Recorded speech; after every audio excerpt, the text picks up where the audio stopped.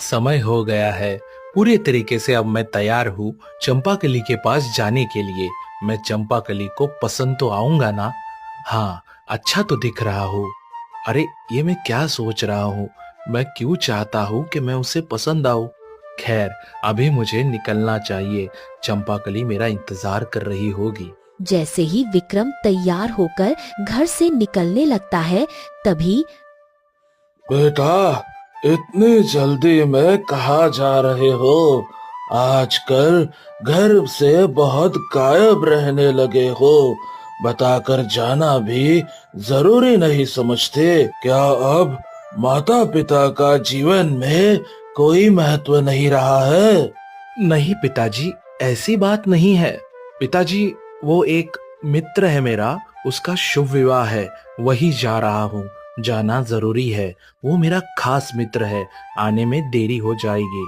ठीक है, जाओ, पर समय से आ जाना। ठीक है पिताजी। पिताजी को झूठ तो बोल दिया, लेकिन अच्छा नहीं लग रहा है। मैं जल्दी ही इसके बारे में पिताजी को बता दूंगा। नहीं, अब मेरा बेटा लड़की के चक्कर में पड़ गया है, और तो और मुझसे झूठ भी बोलने लग गया है। मैं चिंता में रात भर सो नहीं पाया। बस यही सोचता रहा कि अपने खानदान की इज्जत जो मैंने परसों में बनाई है उसे कैसे बचाऊं। पर अब मुझे रास्ता मिल गया है। मैं अपने बेटे के लिए खानदानी बहू ही लाऊंगा, कोई गांव की गरीब लड़की हरगिज नहीं। अब मैंने सोच लिया है कि क्या करना है। अब मुझे जल्द से जल्द अपने दोस्त की बेटी के लिए रिश्ते की बात करनी ही होगी। बहुत जल्दी विक्रम का विवाह करके उसके पर काट दूंगा, जिससे मेरी इज्जत गांव में बनी रहेगी। अगर किसी को पता चला कि मेरा बेटा किसी गांव की गरीब लड़की के पीछे घूमता है तो मेरी इज्जत ही चली जाएगी। नहीं नहीं, मैं अपनी इज्जत के सामने अपने बेटे की खुशी भी नहीं देखूंगा। मेरा बेटा वही विवाह करेगा जहां मैं कहूंगा, और वो भी बहुत जल्दी। हमारे लिए प्राण से बढ़कर इज्जत है। प्राण त्याग देंगे पर इज्जत नहीं।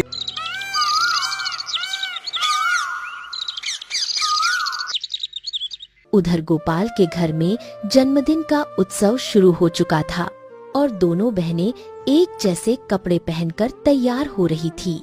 देखो ना दीदी, मैं कैसी लग रही हूँ? सुंदर लग रही हूँ ना?